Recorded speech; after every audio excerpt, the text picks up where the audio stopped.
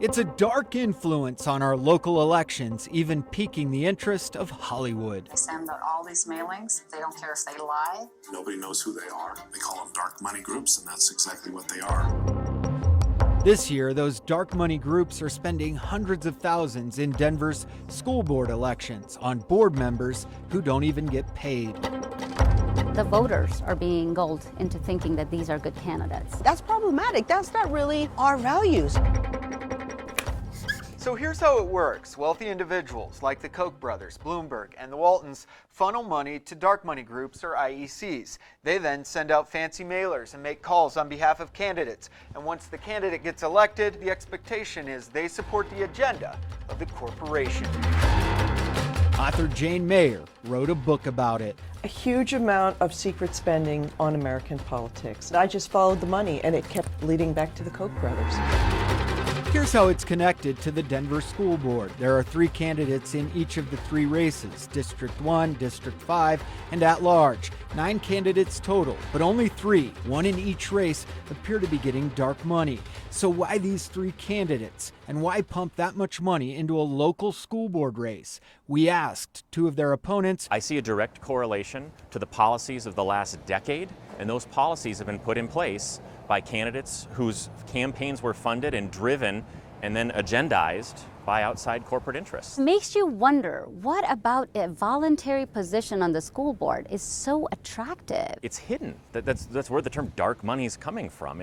We don't always see, but they obviously know what they're getting out of it. More on that in a moment. What we know is this: the money is flooding in.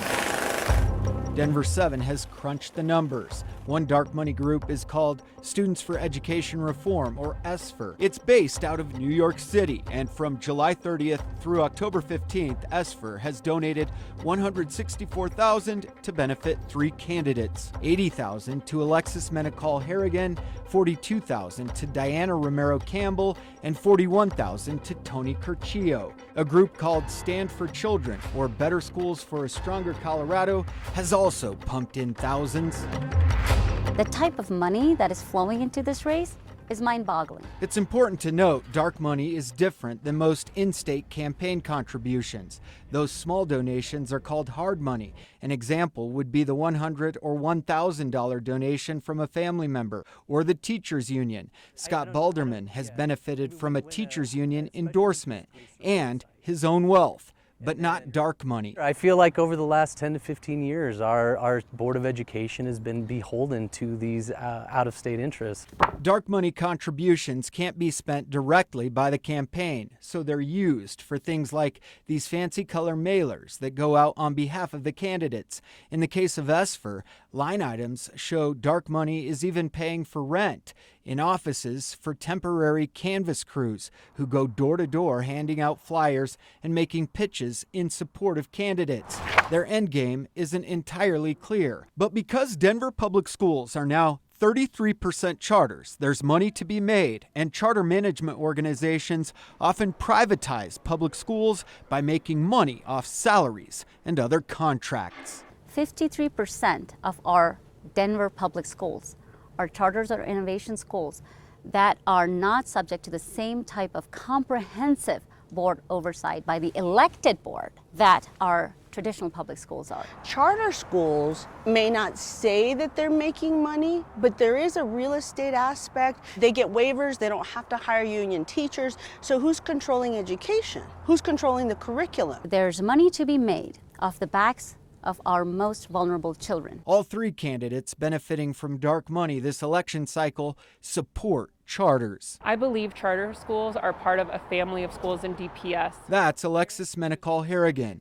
Both she and Tony Curcio had this to say when asked about dark money at a recent debate. So I don't know about that. I don't know anything about that, but I can say that I am proud. 3 other candidates say that's untruthful. It's an egregious example of a lie that you have found. I certainly know, and you'll never get "I don't know" as an answer from me. It makes me wonder how transparent they're going to, or forthcoming they're going to be when it comes to the budget. Despite the fancy mailers and an office downtown, Alexis maintains owns that position. It's illegal for me to know anything about that. Of the 3 candidates getting out-of-state money, we should point out Alexis is the only one who agreed to go on camera. She says she was not hand-selected by ESFR, as some have alleged. I find that offensive, especially to say for a woman of color who grew up in poverty like many students in DPS. Tony Curcio did not return our emails. Diana Romero Campbell issued a statement to Denver 7 saying in part, "I have not accepted any money from ESFR because it would be illegal to do so,"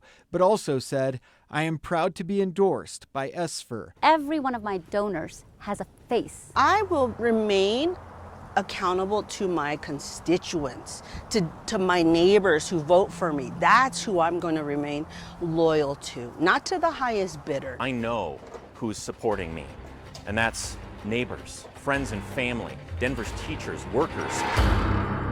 Russell Haythorne, Denver 7.